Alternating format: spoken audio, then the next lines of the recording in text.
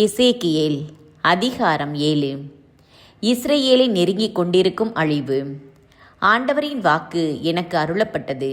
மானிடா, இஸ்ரவேல் நாட்டை நோக்கி தலைவராகிய ஆண்டவர் இவ்வாறு கூறுகிறார்: இதோ முடிவு வந்துவிட்டது. நாட்டின் 4 மூலைகள் வரையிலும் முடிவு வந்துவிட்டது. இப்பொழுதே முடிவு உனக்கு வந்துவிட்டது. நான் என் சினத்தை உன்மீது அனுப்புவேன். உன் நடத்தைக்கு ஏற்றபடி உனக்கு தீர்ப்பிடுவேன். வெறுப்புக்குரிய உன் எல்லா செயல்களுக்கும் தக்க பதிலடி கொடுப்பேன். என் கண்களில் உனக்கு இரக்கம் இராது. நான் உன்னை தப்பவிடேன். மாறாக உன் நடத்தைக்கும் அருவருப்புகளுக்கும் ஏற்ப உனக்கு பதிலடி கொடுப்பேன். அப்பொழுது நானே ஆண்டவர் என்பதை நீங்கள் அறிந்து கொள்வீர்கள். தலைவராகிய ஆண்டவர் கூறுகிறார்: இதோ வருகின்றது தீங்கு மேல் தீங்கு. முடிவு வந்துவிட்டது, வந்துவிட்டது முடிவு. உனக்கெதிராக அது எழுந்துவிட்டது. இதோ அது வருகின்றது. நாட்டில் வாழ்வோனே, எனக்கு கேடுகாலம் வந்துவிட்டது. அந்த வேளை வந்தே விட்டது. அது மலைகளின் மகிழ்ச்சி நாளல்ல, குழப்பத்தின் நாளே. நெருங்கிவிட்டது அந்நாள்.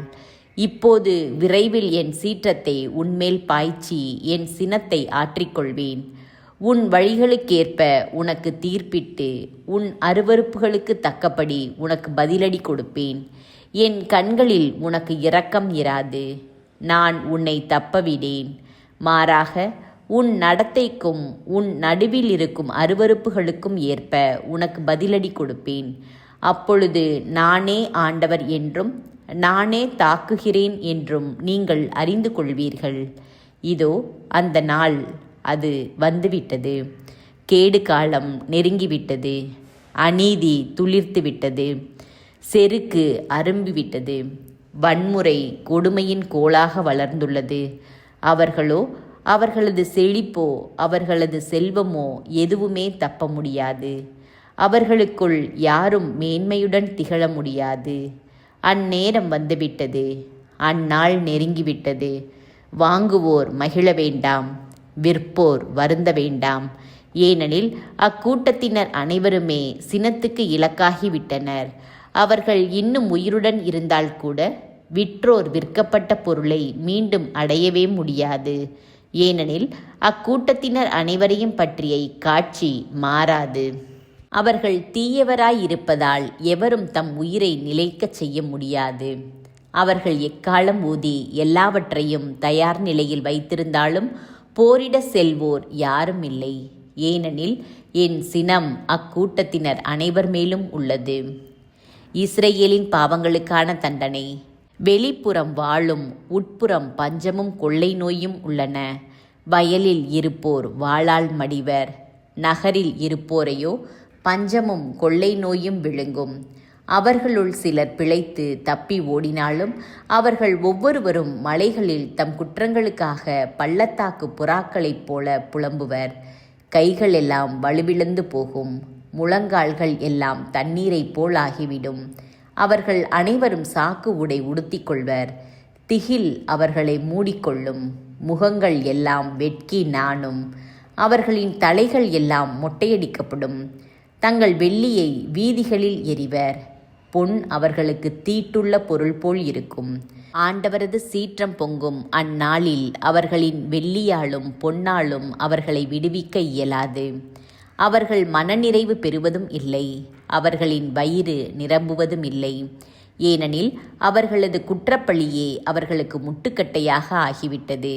அழகிய அணிகலன்களை பகட்டுக்காக பயன்படுத்தினர். அவற்றால் தங்கள் அருவருக்கத்தக்க சிலைகளையும் வெறுக்கத்தக்க பொருள்களையும் செய்து கொண்டனர். எனவே அவற்றை அவர்களுக்கு தீட்டான பொருளாக மாற செய்தேன். மேலும் அதை அந்நியர் கையில் கொள்ளை பொருளாகவும் உலகின் தீயோர் சூறையாடும் பொருளாகவும் கொடுப்பேன். அவர்கள் அதை கரைப்படுத்துவார்கள். அவர்கள் செய்வதை கண்டு கொள்ள மாட்டேன். அவர்களும் என் அரும்பொருளை தீட்டுப்படுத்துவார்கள். கள்வரும் அதனுள் நுழைந்து கரைப்படுத்துவர். நீ ஒரு சங்கிலியை செய்து கொள். நாடு கொலை தீர்ப்புகளாலும் நகர் வன் செயல்களாலும் நிறைந்துள்ளன.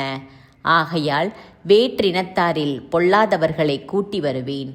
அவர்கள் இவர்களுடைய வீடுகளை கைப்பற்றுவார்கள். வலியோரின் ஆணவத்தை அடக்குவேன். அவர்களின் திருத்தலங்கள் கரைப்படுத்தப்படும்.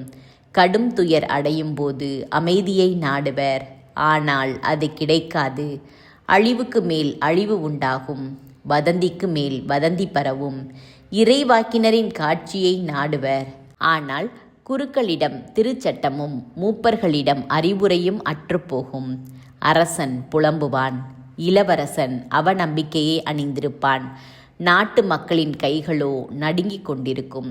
அவர்களின் வழிகளுக்கேற்ப நானும் அவர்களுக்கு செய்வேன். அவர்களின் தீர்ப்பு முறைகளின்படியே நானும் அவர்களுக்கு தீர்ப்பிடுவேன். அப்போது நானே ஆண்டவர் என அவர்கள் அறிந்து கொள்வர்.